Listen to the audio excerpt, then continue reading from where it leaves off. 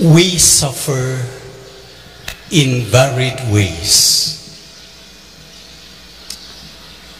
Some of us suffer physiologically, masakita. Some of us are sick, are not well in terms of our relationship with ourselves, with somebody else, with the family members, with our co-workers and office mates, with our neighbors. So physiological, relational. Some also are psychological. Some of us do not have a good sleep at night.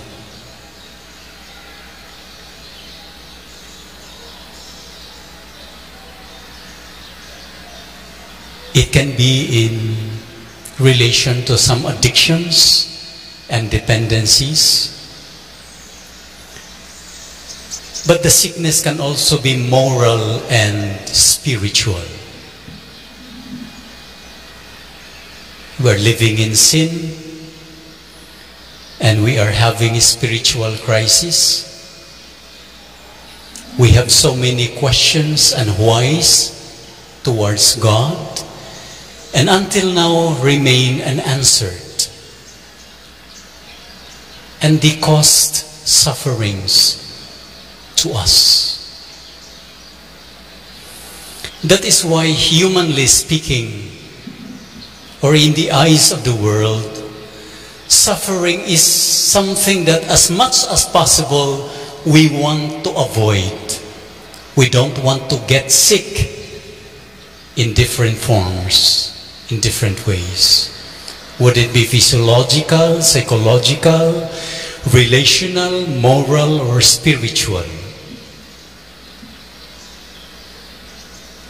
As much as possible, we don't want to be sick because it drains us financially. It drains our time. It drains our energy. And we see suffering as a problem. And because it is a problem, we seek for solutions.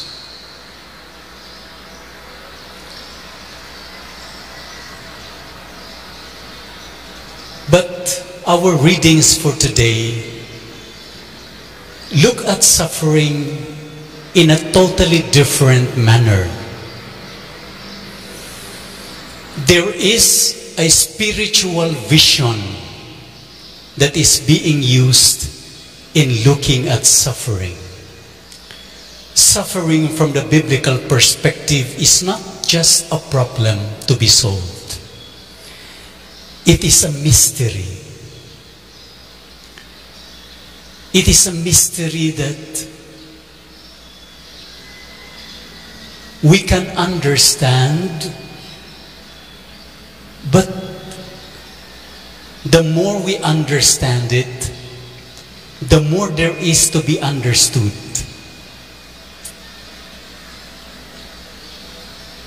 It is something that is inexhaustible. We cannot totally grasp the purpose, the meaning, and the existence of suffering. And because it is a mystery, the invitation is not to find solutions, but to find meaning. And meaning can only be discovered not by avoiding suffering, but by entering into it. And in our readings, we have people who really entered into the reality and mystery of suffering. In the first reading, we have Job. Job is someone who was living in abundance. Satan said to God, "Let us try to see and test if the faith of this man to you is strong enough." And God agreed. Okay, let us allow Job to be tested.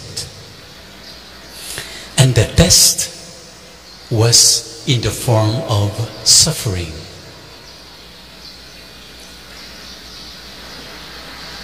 Slowly and gradually,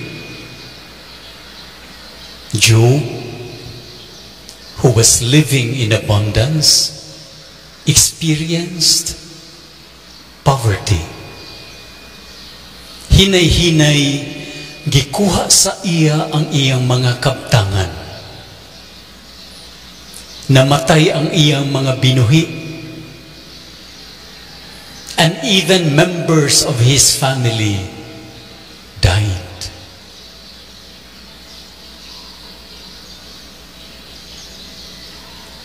And then Job was sick. And like anyone else, anybody else, when we are sick, we question God. Lord, where are you? Lord, why am I suffering?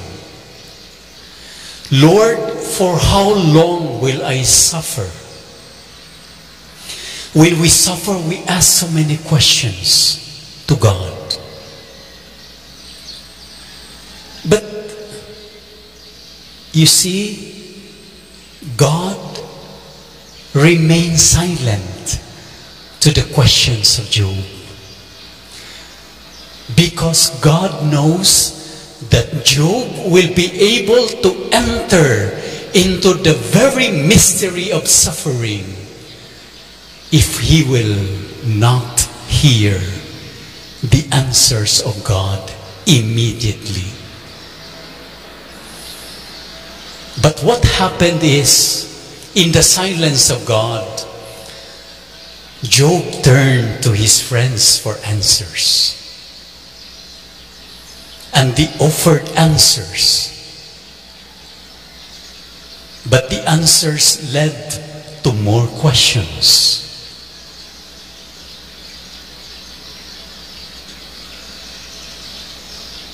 Job really suffered. And then he turned to God again. But the answer of God to Job's suffering was in the form of a question.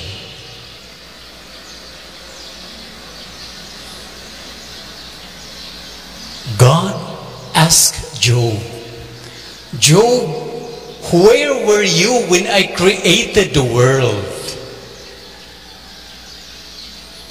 God is telling Job, your questions are easy questions. You need to ask more difficult questions. There are still questions that you have not asked Job. And in this dialogue between Job and God, God is telling Job, there are still many things that you need to learn and understand. And it is through suffering that you will come to understand the deeper questions of life. And then, to cut it short, when everything was taken from Job, Job declared these words: "The Lord gave, and the Lord has taken away. Blessed be the name of the Lord."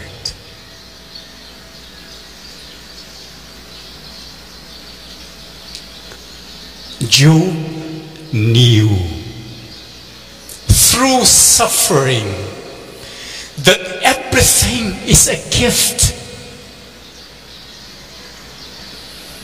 Everything is a gift.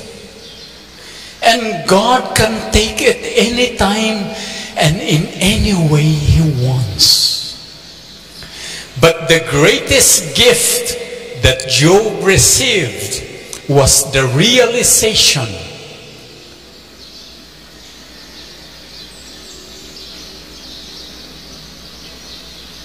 that when everything is taken away,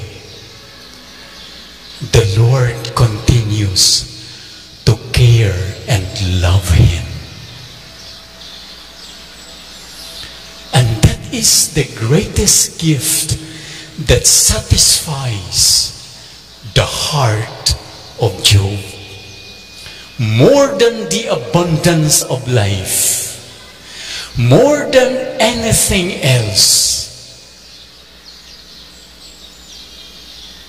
Having the Lord as the center of his life is the source of the deepest satisfaction of his heart. In the second reading, we have Paul, the apostle. And in our second reading, Paul considered preaching as a ministry. And he sees preaching as the only thing that matters in his life. Meaning to say, if he will not preach, his life will be meaningless. His life will be useless. This is the only thing that matters to him. This is the only thing that gives purpose and meaning in his life.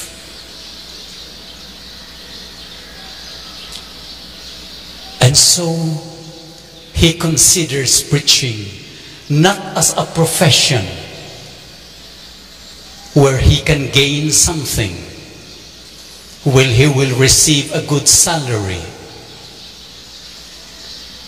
He looks at preaching as a vocation. Preaching is not something he chose. Preaching is something that chose him. Preaching is a call. It is a call from someone who loves him. And it is a call in which he freely responded. And he considered it as a vocation. And because it is a vocation, the real reward is not on the salary, is not on what he will receive, but the satisfaction is experienced in the giving of self in this preaching ministry. No matter what will happen to his life, no matter how much he will suffer in the process. And he did suffer. He was shipwrecked for 3 times. He was imprisoned not less than 3 times. And the last imprisonment was in Rome. Ugunya dito sa Roma, dito siya giputlan sa iyang liog ug namatay. He suffered a lot. But he saw suffering as the key, as the reality for him to enter into the beauty and vocation of preaching.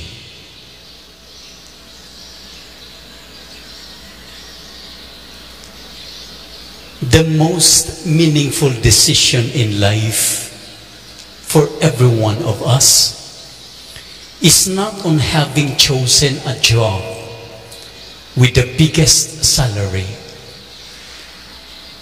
but the one in which we will find the greatest satisfaction. That is why being married is not a profession. You are not being paid by the number of times that you change the diapers of your children, by the number of times you wash their clothes, you went to work, the amount of time and energy and money you have spent for them. No. Being parents is a vocation. That is why after a long day, after taking care of your children, even a smile can be the source of your greatest satisfaction. A smile of a child. You can feel the gratitude of the child when the child smiles at you.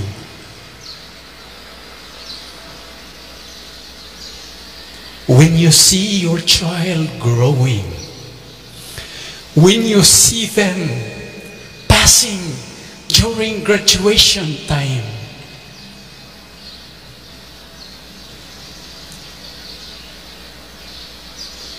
when you are able to see them making decisions, responsible decisions in life.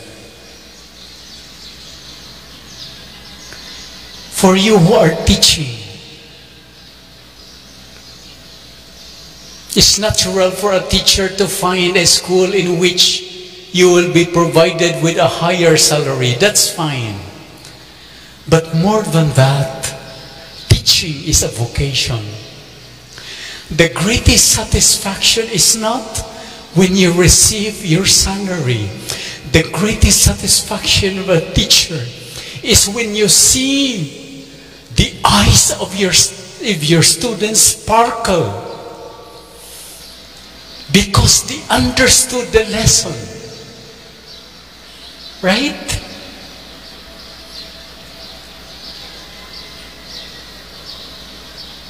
When you discover that they studied hard because they enjoyed the learning process in the school, because they see someone who is very dedicated and willing to suffer to impart the knowledge that students need to understand. Politicians,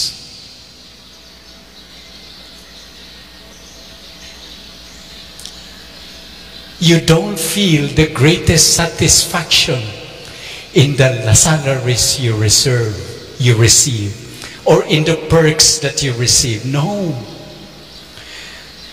You feel satisfaction if the project you have done, you have built, the gymnasium and the basketball court that you have built without corruption. You see the youth playing there. When the funds that you use so that the quarantine area will be livable for those who are recovering, that will satisfy your hearts. That is why Pope Francis said, politics is a lofty vocation. It is not a profession, it is a vocation. And St. John Paul II once said, the deepest and most authentic meaning of life is that of being a gift. which is fully realized in the gift of self, in the giving of self.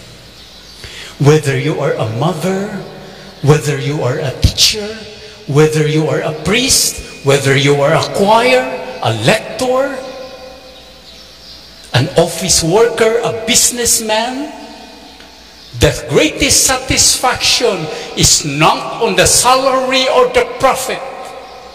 The greatest satisfaction comes from the giving of self, when one day you realize that you are making a difference in the lives of people. And that is what Jesus did in the gospel.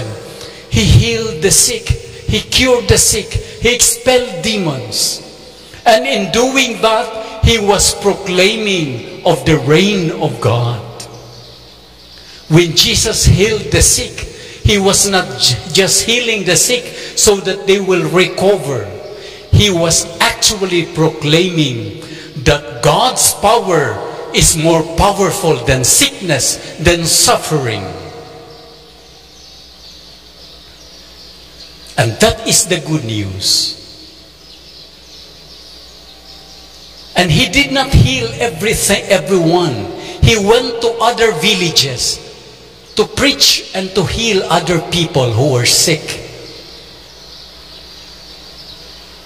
He did not heal everyone because suffering has a purpose. Suffering can draw us closer to God. Suffering will make us realize the value of relationships in the family, where you are willing to let go of your properties just to save someone, a member of the family who is confined in the hospital. In suffering, we realize what is really important in life.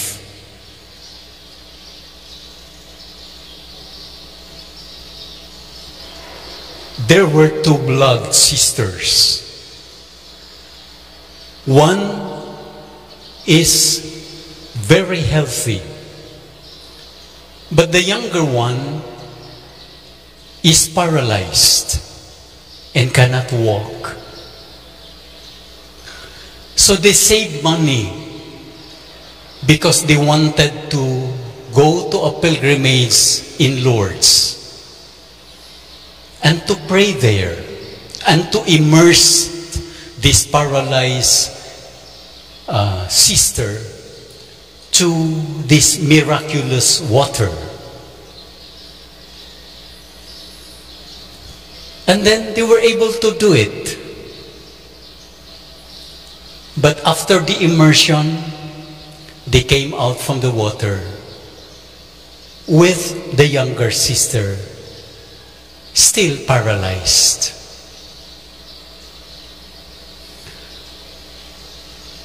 And they said the miracle did not happen. But when they were about to leave the shrine, something happened to the elder sister, the one who was healthy. He knelt down, she knelt down, and with all her tears,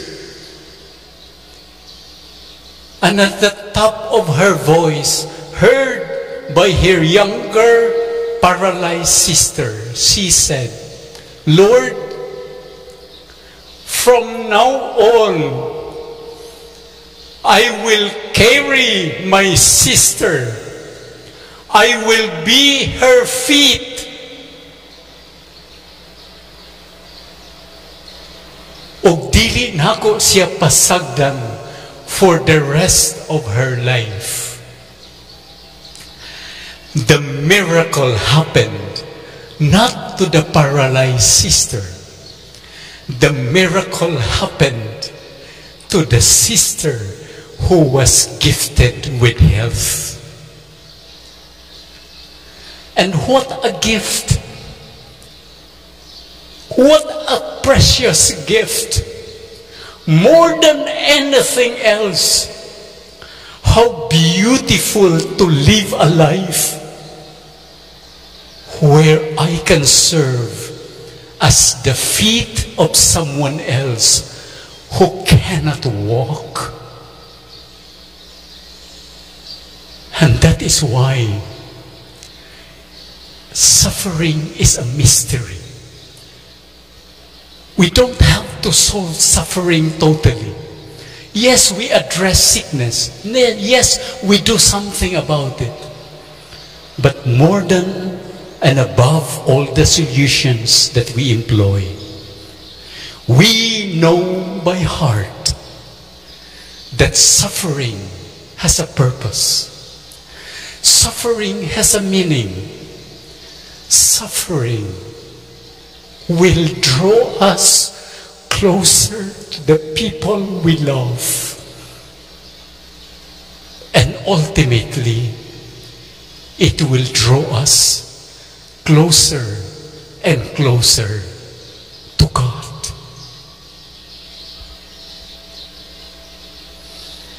That is why when people ask me, Bishop, are you now cancer-free? I just smiled, and deep inside my heart I say, it doesn't matter whether I am cancer-free or not. What matters most is, even if I have cancer, I will continue to give my life every day to the church, to the diocese that God has entrusted me. And every day I will do that, even if I suffer, even my body feels the pain. Because the greatest satisfaction of every person does not come from anything that we receive. The greatest satisfaction comes from the giving of oneself to make a difference in everyone's life, so that they will feel that God is with them, that the reign of God is really coming or has come. May we continue to live a life for others, especially those who suffer. And those of us who suffer, may we accept suffering and consider suffering as a mystery. Not something that we totally solve, but something that we enter into and discover its meaning, its purpose, and appreciate that it is doing something good for us, for everyone in the family, for everyone whom we encounter in our lives.